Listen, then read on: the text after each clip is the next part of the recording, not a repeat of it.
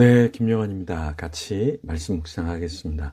여러분, 기적을 경험해 보셨나요? 귀신을 내쫓아 보셨거나, 하나님을 직접 대면해 보셨거나, 방언을 받은 적이 있으십니까? 구체적인 어떤 예언을 받아 보셨어요? 이런 일들 중에 하나라도 누군가 이야기를 하면 요즘 믿지 못하는 사람들이 많습니다. 왜냐하면 거짓 선지자들, 거짓말로 지어내는 사람들도 참 많이 있기 때문에 그렇습니다. 그런데 실제로 신앙생활을 하다 보면 뭐 예언하는 사람도 실제로 있고, 또 어떤 방언 받은 사람도 있고요. 또 귀신을 쫓아낸 사람도 있습니다. 또 하나님이 어떤 계시를 주셔서 어떤 사실을 알게 하거나 이런 것도 성경에도 보면 있긴 하죠. 기적을 경험해 본 사람도 있습니다. 근데 이게 너무 흔하게 자기가 막 신적인 어떠한 통로가 되고 영적인 거장처럼 마구마구 거짓말을 하는 사람도 있기 때문에 오늘 이게 좀 훼손돼서 그렇죠. 다시 오늘 본문에 보면 모세도 하나님을 배웠고 하나님과 이야기를 나누고 하나님의 인도함을 받게 되죠. 출애굽기 4장 18절에서 31절에 보면은 참 놀라운 하나님의 역사를 경험하게 되죠. 자, 모세는 이제 장이 이드로를 떠나서 작별을 고하고 자신의 형제들에게 돌아가겠다. 그래서 예전에 자기가 있었던 자리로 돌아가서 하나님의 쓰임을 받겠다. 이렇게 이야기를 합니다. 18절 말씀에 보면 모세가 그의 장인 이드로에게 돌아가서 그에게 이르되 내가 애굽에 있는 내 형제들에게로 돌아가서 그들이 아직 살아있는지 알아보려 하오니 나로 가게 하소서. 이드로가 모세에게 평안히 가라 하니라. 이렇게 말씀하고 있는데요. 자, 이 구절에서 어떤 것을 우리가 알 수 있냐면 모세가 이제 장인을 떠나서 자기가 예전에 있던 애굽으로 돌아가려고 하는데요. 허락을 구하게 되죠. 근데 장인 이드로가 가도 좋다. 이렇게 이야기를 했습니다. 참 감사한 일이죠. 어떤 일을 할 때 누군가 주위에서 예, 좋습니다. 결정하신 대로 하십시오. 이렇게 하는 것도 축복이에요. 근데 제가 신학교에 이렇게 들어가서 처음 신대원 들어가갖고 어떻게 신대원에 오셨습니까? 한 명 한 명 이렇게 돌아가면서 이야기를 하는데 어떤 분은 자기가 신학을 결정하고 오는데 사람들을 설득하는데 10년 걸렸다. 내가 신학교 갔는데 사람들이 다 말리더라는 거예요. 그래서 10년 걸려서 설득하고 왔다. 이런 이야기를 하더라고요. 네. 미디안에 있던 그 장인 이드로가 모세를 아주 기쁘게 보내주었죠. 근데 나중에 이제 어떻죠? 모세가 사실은 애굽의 왕 바로에게 내 백성 하나님의 백성을 좀 광야로 가서 예배하게 해야 된다. 근데 인정을 못 받죠. 허락을 받지 못하게 되었죠.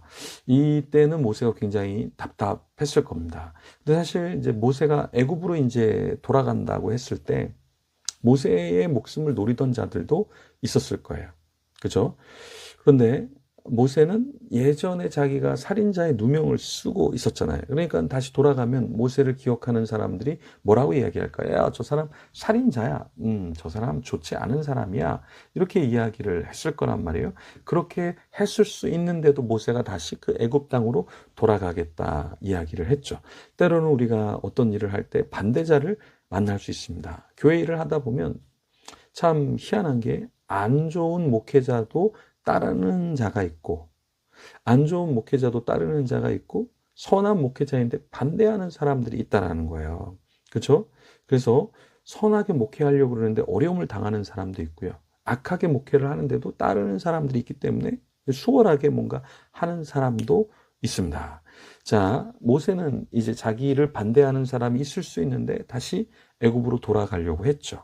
그때 하나님께서 20절에 보니까 모세가 그의 아내와 아들들을 나귀에 태우고 애굽으로 돌아가는데 모세가 하나님의 지팡이를 손에 잡았더라. 자, 여기 9절에 보면 모세가 혼자 간 게 아니라 아내 그리고 아들들을 데리고 갔습니다. 어떤 일을 할 때 배우자가 동참해 주지 않거나 동의하지 않는 경우가 있습니다. 그럼 이게 굉장히 어려워요. 나는 선교를 하고 싶은데, 나는 목회를 하고 싶은데, 나는 어떠한 전문적인 섬김을 하고 싶은데 배우자가 당신은 안 돼. 그리고 나는 동의하지 않아. 이러면 굉장히 어렵단 말이에요. 근데 20절에 보니까 아내와 아들들이 함께 애굽으로 돌아갔다라는 거예요. 아마 조금 동의하지 않으면 이렇게 했을 거예요. 먼저 가서 한번 애국 사람들이 어떻게 하나 봐봐. 괜찮으면 우리를 데리러 와. 이렇게 이야기할 수 있는데 가족들이 함께 동행해 주었다. 이거는 굉장히 큰 일입니다. 그렇죠? 제가 목회를 하는데 하암이 주애가 난 아빠 다니는 교회 안 다닐 거야. 나 아빠가 하는 40일 반별 난 안 갈 거야. 그러면 여러분 어떨 것 같으세요? 뭐 그럴 수 있지만 마음이 굉장히 무겁겠죠. 굉장히 무겁게 했죠. 이런 것처럼 가족이 함께 해주고 배우자가 함께 해주는 건 큰 축복입니다. 그래서 우리가 신앙생활을 할 때 우리 가족에게 신앙을 인정받는다. 가족에게 정말 괜찮은 신앙인이에요. 괜찮은 아빠예요. 괜찮은 엄마예요. 괜찮은 신앙의 인물이에요. 이렇게 인정을 받는 건 사실은 쉽지 않고 그렇게 인정을 받는다는 건 참 성숙한 것이겠죠. 하나님께서는 모세에게 뭐라고 말씀하셨냐면 애굽으로 돌아가면 너 이런 반대가 있을 거야. 그래서 근데 그게 사실은 그 마음을 완악하게 해서 그렇지 조금 어려움은 있을 거야. 하나님께서 이렇게 말씀해 주셨습니다. 그런데 하나님은 뭐라고 말씀하시냐면 그래도 너 모세는 가서 내 백성을 놓아줄 수 있도록 그 바로와 직면해서 단판을 지으라고 말씀하셨다라는 거예요. 자, 분명히 하나님이 뭔가 아셨어요. 모세가 가서 뭔가 일을 하면 안 될 걸 아셨어요. 근데도 하나님은 모세야, 너 애굽으로 가야 돼. 가서 내가 전하는 말을 전해. 이렇게 하나님께서 말씀하셨다라는 거예요. 여러분, 사역이라는 건 뭐냐면 내가 이렇게 말하면 안 따라올 사람도 있겠다. 내 말을 다 동의하지 않는 사람도 있겠다. 근데 그것을 하는 게 사역이죠. 여러분, 저도 교회 사역을 하면서 여러 가지 일을 하면서 모두가 100% 저를 따라주면 좋겠지만 그렇지 않아요, 사실은. 그런데 10%만, 20%만, 30%만 따라주는 사람이 있어도 굉장히 감사하다라는 것이죠. 여러분, 사실은 교회에서 10%, 30% 따라준다. 그러면 이렇게 볼 때는 그렇게밖에 안 하는데 목회를 할 수 있어? 이런 생각이 들잖아요. 근데 사실은 10%에서 30%만 함께 해줘도 못할 일이 없다. 선교 학사관 예를 들어서 자, 제가 합시다. 그런데 다 목사님 참 좋습니다. 저도 돕겠습니다. 하지 않아요. 근데 10%에서 30%만 도와줘도 선교 학사관이 되고요. 자, 반별 예배 합시다.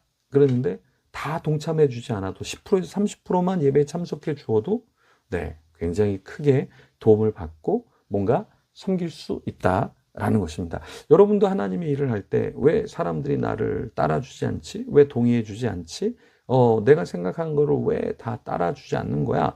이렇게 생각하면서 진이 빠지기보다는 뭐 어려움도 있을 수 있겠구나. 모세도 그 위대한 지도자 모세도 가서 얘기했는데 바로가 말을 들어주지 않았고 또 이스라엘 백성들 장로들도 잘 믿거나 따라주지 않았잖아요. 그런 것처럼 우리가 하나님의 일을 할 때 그게 다 순탄하게 되진 않는다. 이걸 여러분이 꼭 기억해 주시면 좋겠습니다. 이 시간에 같이 기도할 때 하나님 내가 어떤 일을 할 때 선포할 때 10%에서 30%의 사람만 같이 해도 정말 감사하겠습니다. 그리고 제가 주의 일을 감당하게 해주세요. 이렇게 이 시간에 기도하며 하나님 앞에 나아가겠습니다.